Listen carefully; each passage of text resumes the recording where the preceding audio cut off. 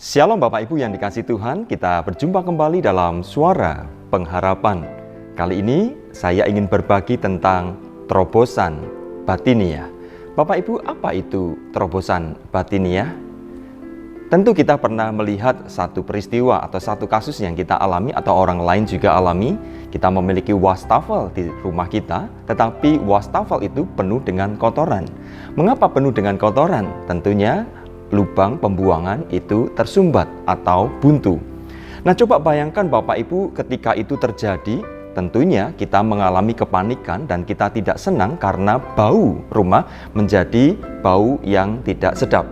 Nah, bagaimana jikalau itu terjadi dalam kehidupan batiniah kita? Nah, di dalam kehidupan kita Bapak Ibu yang dikasihi Tuhan, sesuatu yang buntu itu akan membuat kotor, dan sesuatu yang kotor itu akan membuat kita tidak sehat. Ketika pembuangan tidak terjadi dan kemudian mengganggu segala sesuatu, maka muncul yang namanya kotor, dan kekotoran itu tidak membuat kita kemudian menjadi sehat. Demikian juga dengan kehidupan rohani kita atau batiniah kita. Bapak Ibu, di dalam kehidupan kita perlu yang namanya terobosan batiniah. Acap kali dalam hidup kita menyimpan hal-hal yang tidak baik. Kita mendengar perkataan orang lain, kemudian kita kecewa. Kita menyimpan hal-hal buruk dalam batin kita, yang semua itu kemudian membuat kita buntu. Sekali lagi, buntu membawa kita menjadi kotor, dan kotor itu tidak sehat. Lalu apa yang perlu kita lakukan Bapak Ibu? Terobosan batiniah. Bagaimana kita mengalami terobosan batiniah itu? Yang pertama adalah kita perlu meminta Tuhan membersihkan batin kita, karena hanya Tuhan yang sanggup menolong dan mengubah sikap hati kita.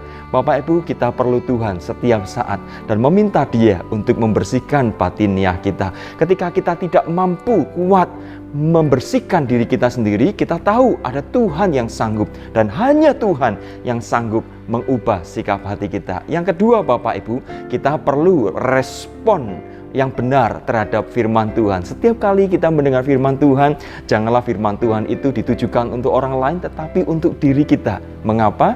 Karena firman Tuhan yang sanggup membersihkan, menguduskan, menyucikan batiniah kita.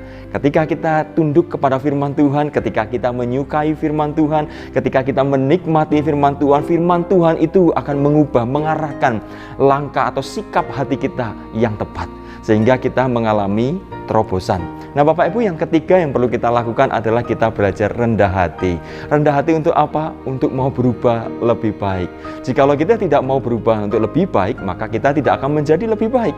Maka ketika kita ingin berubah menjadi lebih baik, maka kita harus dimulai dengan satu kerendahan hati untuk mau belajar dan menjadi lebih baik. Bapak Ibu, bagaimana dengan kita hari ini? Apakah kita sedang mengalami yang namanya kebuntuan batiniah itu, yang membuat kita hari ini tidak bisa bertumbuh, tidak bisa memiliki keceriaan, sukacita, damai sejahtera, relasi kita dengan Tuhan maupun sesama? Mari kita melakukan yang namanya terobosan batiniah. Datang kepada Tuhan, dengar firman Tuhan dengan baik. Biarlah firman Tuhan yang menguasai batiniah kita, dan belajarlah kita rendah hati di hadapan Tuhan. Kita mau ingin lebih baik. Mengapa? Karena dengan cara demikian kita mengalami terobosan batiniah. Firman Tuhan berkata, jagalah hatimu dengan segala kewaspadaan, karena dari situlah terpancar kehidupan. Kiranya Tuhan menolong kita, dan mari kita bertumbuh dalam sukacita pengharapan kita di dalam Dia. Amin firman Tuhan.